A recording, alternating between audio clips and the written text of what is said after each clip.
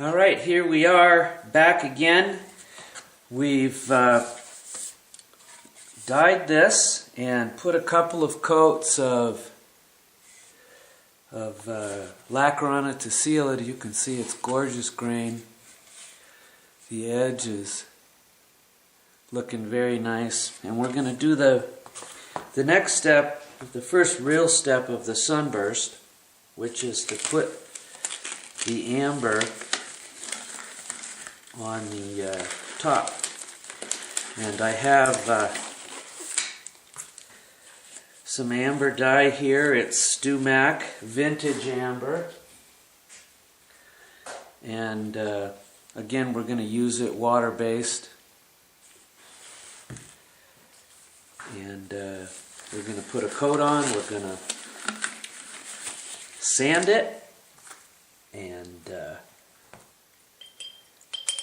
put another coat on. This is the truss rod cover here. We're going to put the finish all the way around, dye the back, and I like to finish everything the same number of coats on the front and back because it will give the same absorption rate to moisture, so you tend to have more stable wood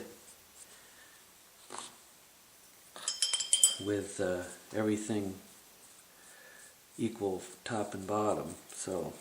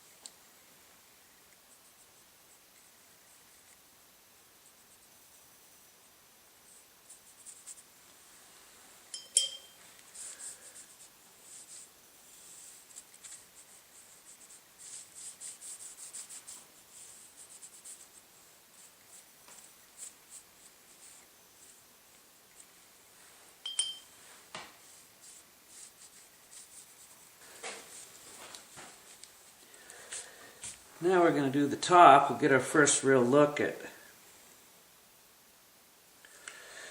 what this grain looks like.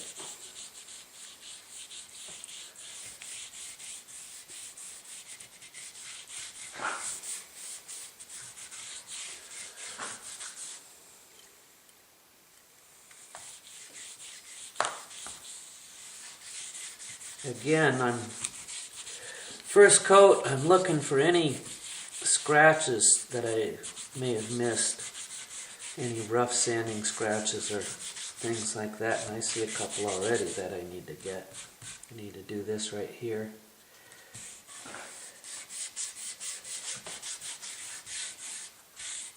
There's a scratch right there. I see a few around.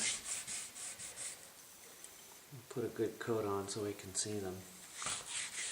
And if you take the time now to really make sure that your sanding has been flawless, you'll get the kind of a finish that you want. And it does take some work.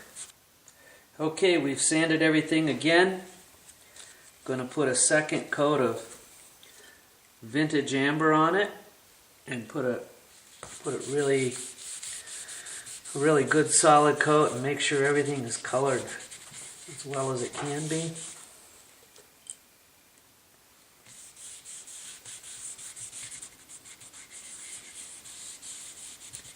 Alright, here we are with the next step.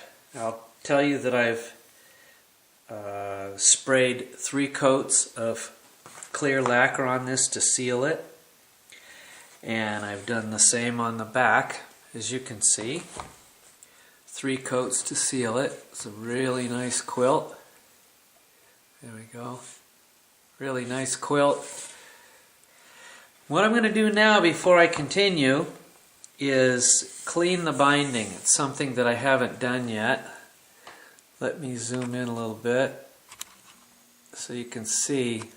I didn't try to clean the binding before I put some sealer coats on it because I found out that I end up just scraping off the dye. So you can see here a lot of this has got some black residue on it. And so I'm going to take a sharp razor blade, utility blade, and I'm just going to scrape this lightly till I brighten up the binding and get the junk off it, but don't get into the finish that I have that I want to save on the side here. As you can see here too, the edge of the binding right here has got some yellow on it. I don't really need to scrape it off now because I'm going to end up scraping off the red. I think in my other video I tried to mask this off. I don't even bother anymore. I found it is just as easy to put the blade at a bit of an angle and very carefully just scrape the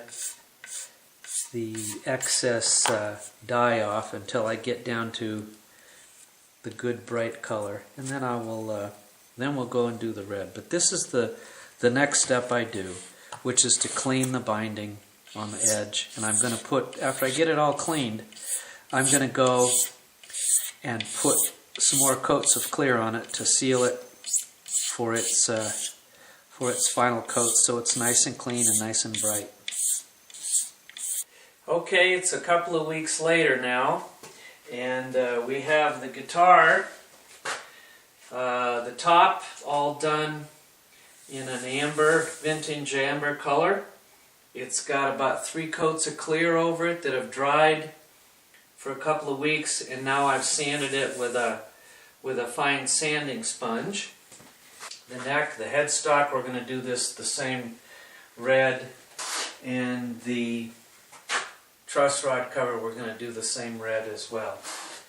So I will put my mask on and we'll get started spraying. And I'll tell you that I have my red, which is so we can do a classic Sunburst. I have very low pressure, and I have it very low volume of spray so that I can have a lot of control. I prefer to use this. Some people like an airbrush. I think this is just what I'm used to working with, so this is what I use. And we'll see how it goes.